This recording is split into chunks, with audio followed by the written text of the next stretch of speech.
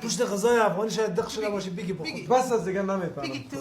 بگی تو چی خوردی؟ چی خوردی بگی؟ اینی قابم خوردم، اینی قابم خوردم، اینی قابم خوردم. بس از دیگه. خاک خوردی، چیز نخوردی به خدا. چی خوردی تو؟ بس از دیگه.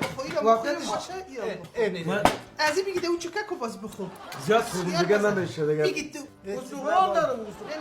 نداره بگی تو. دیگه این استخوان‌ها را مردم زنده قرط میکنن. دانک تواس کو. بخواه آفرین. بگی تو. بلورش کو باز. دانت پاک نکو بگی تو ایتنا. این شکم مسینی دانم است. با خدا ما خودم احساس میکنم ما سیر کردم ما دیگه دلم نمیشه. امیگه که پاک نمیتونم. پاک بگی. اینه که ما پاک کنم بالکل دو دنیا میرم دیگه خداحافظی میکنم دیگه. تخم پخته که بچه بسوزو. من خیالم خوشت دامه نمکش کم نیست. این کدام فرنگ است؟ با خدا ما سیر کردم. چیپ سر سیری لقمه پنج سیری بلاد پسش خاک خوردی چی خوردی بگی. اما گل من نان خوردم اما گل. بگی دنبگک شبی بگی. دنبگک شبی بگی. نمیدانم اما با خدا دیگه اون قابا را بلس اونا را بلس. ثواب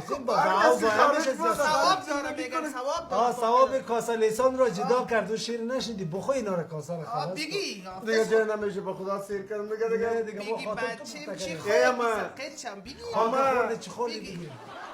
ما با خدا ما در کانادا یک نان میخوریم یکی و دو کانادا اینجا افغانستان است. نان که اونجا خوشی. شلنده براتون پخته میکنه میخورین بگی تو بچه دنبیشه بگی دنبیشه.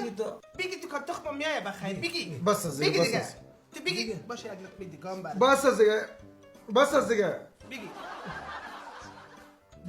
اینی رو پاستا پاک میکنه. با تو پاک ولی بگی. بابا نمی شکم از ماست دان از ماست خوردم. شکم از ماست خوردم سیر کردم مکمل شد. این میره زیاد پخته کرده بودی چرا اسراف میکنی و این میره برای غریب و غربا بتوی ما با قرآن سیر کردم. این چه قسم فرنگه؟ میگه مونده میرم بگی تو بگی دو تا سیب هم بگی در پالیش بگی نمیخورم هیچ نان نمیخورم. تو بگم میرم بگی نمیخورم. تو بیشی دیدی؟ کانادا از فرنگ افغانی را خراب کرده. چه قوقی شده؟